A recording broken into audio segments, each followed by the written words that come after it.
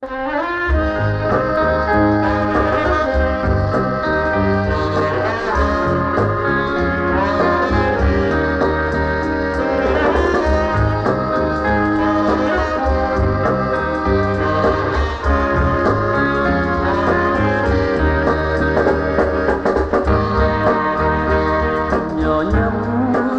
័យវិញលែកទេ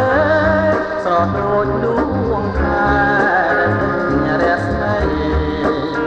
ញញឹមម្ដងរៀបផងស្ទើស្រុំស្មារតីចង់ស្នាភ្នំបេស្រស់ស្រីឲ្យតែចិនដាបើ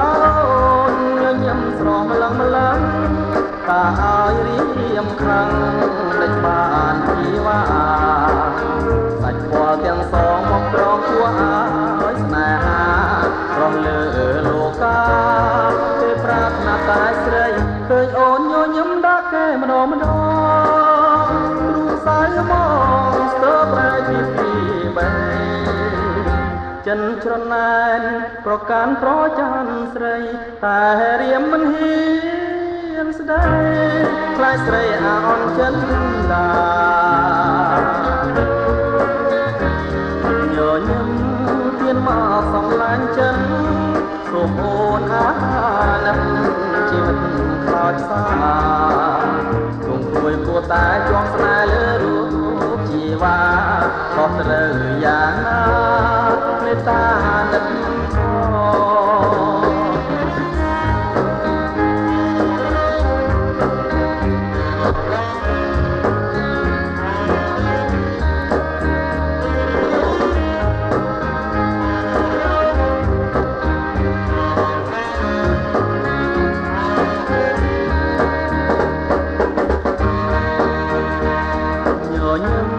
ស្រស់ស្រាយអ្វីម្ល៉េះទេ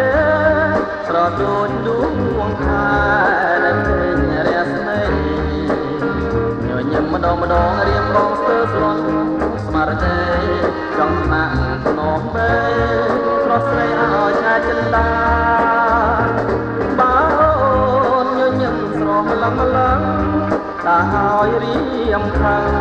លេចបានជីវ៉ាសាច់ពណ៌ទាំងសងមកប្រងគួរឲ្យស្នេហា